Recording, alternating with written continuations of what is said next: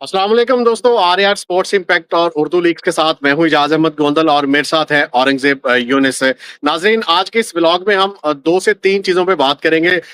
सबसे पहले पाकिस्तान का जो डोमेस्टिक टूर्नामेंट शुरू होने वाला है और डोमेस्टिक में क्या तब्दीलियां हुई हैं, और उसके साथ साथ जो दौरा न्यूजीलैंड के लिए टीम जो है वो पाकिस्तान से रवाना हो चुकी है न्यूजीलैंड के लिए, और न्यूजीलैंड टीम का जो स्क्वाड अनाउंस हुआ है उस पर भी बात करेंगे। औरंगजेब भाई, सबसे पहले बात कर लेते हैं, बड़ी खबर आई है पाकिस्तान के डोमेस्टिक क्रिकेट से, क्योंकि बहुत सारी बातें हो रही हैं। हम हमेशा पाकिस्तान के स्ट्रक्चर पे बात करते हैं, पाकिस्तान के डोमेस्टिक क्रिकेट पे बात करते हैं।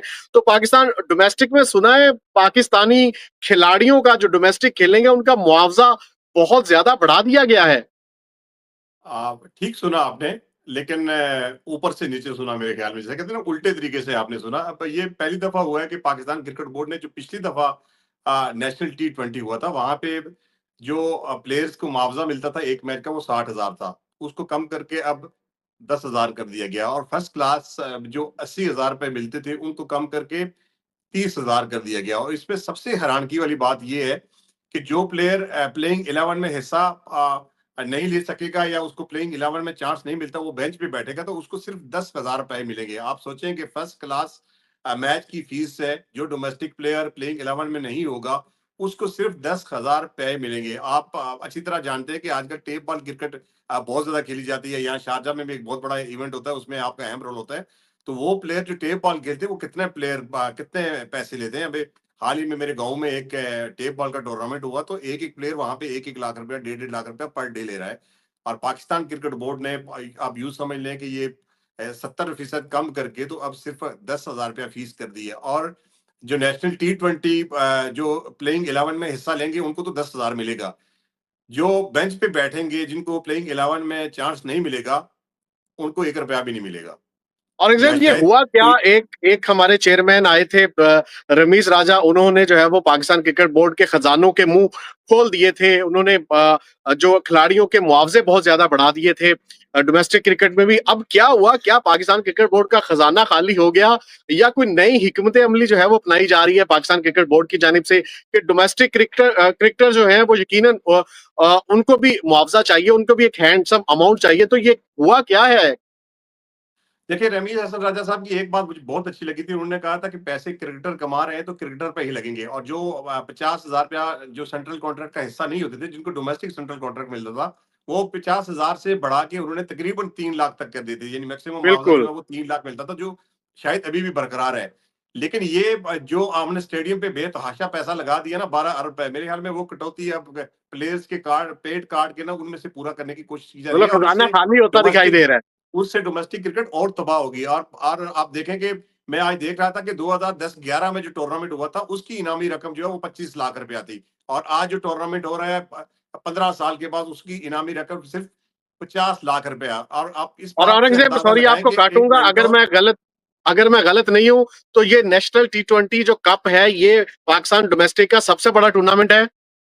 सबसे बड़ा टूर्नामेंट है, इसमें कोई शक नहीं है। अब उन्होंने एक चैंपियन कप के नाम से एक और टूर्नामेंट का आगाज जरूर किया है, लेकिन ये सबसे बड़ा टूर्नामेंट है। आप मुझे ये बताएं कि जो मेंटोर आपको है, एक मेंटोर को आप 50 लाख रुपया दे रहे हैं, और आपके अगर 5 मेंटोर हैं तो 2.5 करोड़ रुपया एक महीने का मेंटोर्स को दे रहे हैं। और फिर टीवी चैनल पे बैठ के वो अलग से कमाई कर रहे हैं। आपके 3 मेंटोर तो बैठ के टीवी पे शो करते हैं।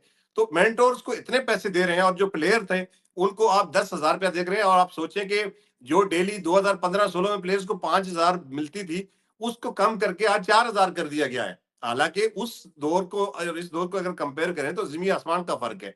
वहां से भी प्लेयर को डेली जो है उसको काट के 4,000 से 5,000 कर गया। तो ये अजीबो गरीब को सिनेरियो बनाए। और इसी वजह से आपके जो चीफ सेलेक्टर भी उनको कह दें, उनको डायरेक्टर क्रिकेट भी कह दें, उनको साबक कोच भी कह दें, उनको साबक डायरेक्टर भी कह दें, साबक सीएम भी, वहां पर रियाज साहब ने यही 10,000 देखते हुए फैसला किया कि मैं अब इस दफा जो है ना, वो इस नेशनल T20 में हिस्सा नहीं लूंगा। अच्छा, ये पाकिस्तान अंदर की क्रिकेट खबर का ये है विचार है। कि पैसे कम हो गए, इसलिए दस्तबरदारी हुई है कि अब मैं जो है वो ये नेशनल कप नहीं खेलूंगा। तो ये शायद इतनी सी शर्म शायद थोड़ी सी शुएब मलिक को भी आ जाए और वो भी अपने आप को विड्रॉ कर ले।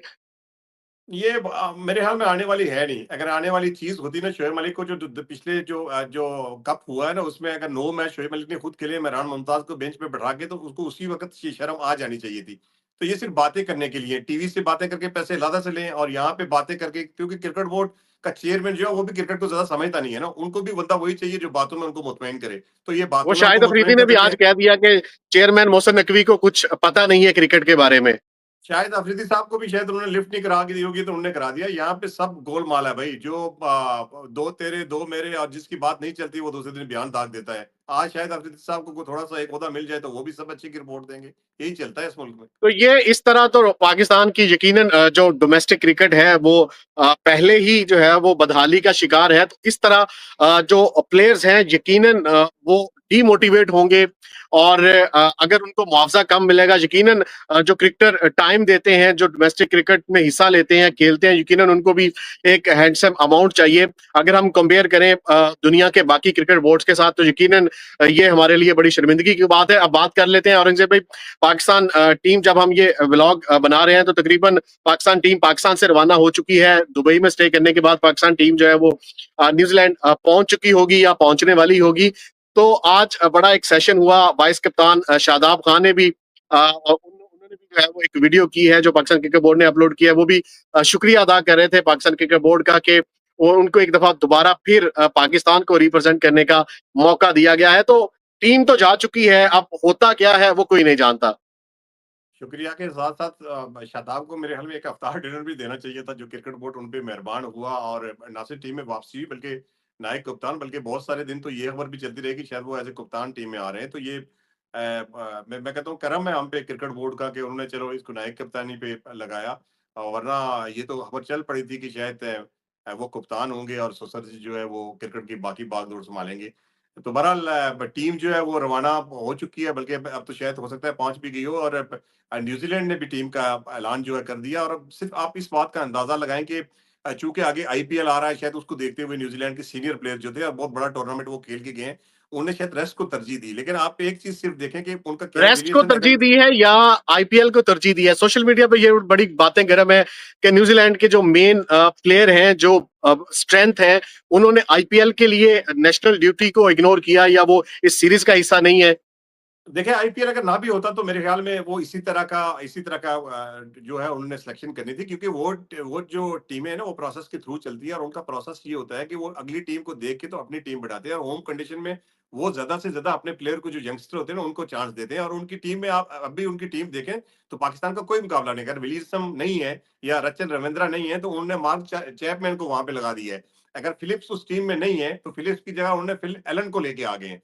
अगर उनके स्पिनर सेंटर नहीं है तो उसकी जगह पे ऐश चौधरी आ गए हैं। अगर उनका कोई ऑलराउंडर मिस है तो उसकी जगह पे जुमी नेशन आ गए हैं। तो इसमें से मुझे बताएं कि फिर टीम उनकी कमजोर कहाँ पे होगी? उनकी टीम बेंच तो स्ट्रेंथ। तगड़ी है, टीम तो तगड़ी हाँ, है, टीम इसमें कोई तगड़ी शक है। नहीं उनकी है। बेंच बेंच स्ट्रेंथ इतनी मजबूत है कि मैंने पहले भी आपको 1-2 दफा कहा है कि अगर पाकिस्तान मुआवजा करके कोई एक आधा मैच जीत जाता है तो मैं उसको कुछ नहीं कहता, क्योंकि टी20 एक ऐसी गेम है कि 1-2 ओवर में भी आप पूरी गेम जीत सकते हैं। तो ऐसा कोई सिनेरियो आपके बॉलर आपके लिए पैदा कर सकते हैं तो आपकी जीत हो तो मैं कह नहीं सकता। वरना ये जो टीम सेलेक्ट की गई है, मेरा नहीं ख्याल कि न्यूजीलैंड में ये न्यूजीलैंड को हरा पाएगी।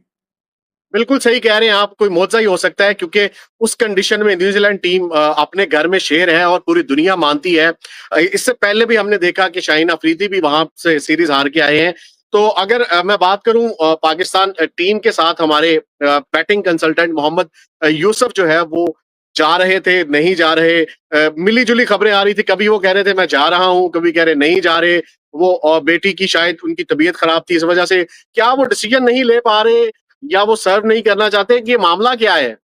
देखिए मैं भी शाम तक ये समझ रहा था कि शायद ये मामला कुछ और है, लेकिन चूंकि पाकिस्तान क्रिकेट बोर्ड का एक ऑफिशियल स्टेटमेंट आ गई है कि उनकी बेटी की तबीयत ठीक नहीं थी, शायद इस वजह से उन्होंने वो डिसीजन लिया था। अब उनकी सेहत बेहतर होने पर उन्होंने दोबारा डिसीजन लिया कि वो टीम के साथ जा रहे हैं। तो मुझे भी लग रहा था कि शायद दाल में कुछ काला है, लेकिन चूंकि अब ऑफिशियल मौक़िफ़ क्रिकेट बोर्ड का आ गया है तो मेरे ख्याल में जो मौक़िफ़ क्रिकेट बोर्ड ने दिया उसे हमें मान लेना चाहिए। चलें जी, मान लेते हैं। और अब मोहम्मद यूसुफ भी पाकिस्तान टीम के साथ ट्रैवल कर रहे हैं एज़ ए बैटिंग कंसल्टेंट, और head coach already Aqib Javed मौजूद हैं। उनके साथ-साथ अज़हर महमूद जो है वो बॉलिंग कोच हैं। पाकिस्तान टीम जो है वो टी20 स्क्वाड जो है वो पाकिस्तान से न्यूज़ीलैंड के लिए रवाना हो चुका है, बल्कि अभी थोड़ी देर तक पहुंचने वाला भी होगा। तो ये सीरीज़ कैसी होगी, हम सब जो है वो उसको ज़रूर देखेंगे और इंतज़ार कर रहे हैं कि ये जो नई टीम है, नए कैप्टन है, नए वाइस कैप्टन है, ये क्या कमाल करते हैं। पाकिस्तान वर्सेस न्यूज़ीलैंड की सीरीज़ पे तज्ज़िया जो है वो आप उर्दू लीग्स पर देखते रहेंगे। इसको सब्सक्राइब करें और इसके साथ-साथ आर-ए-आर स्पोर्ट्स इम्पैक्ट को भी ज़रूर फ़ॉलो करें फेसबुक पेज को। इस पर भी आपको हमारा मुफ़ीद मशवरा मुफ़ीद तज्ज़िया जो है वो सुनने को मिलता रहेगा। अगली वीडियो तक के लिए इजाज़त दें, अपना बहुत ख्याल रखें। अल्लाह हाफ़िज़।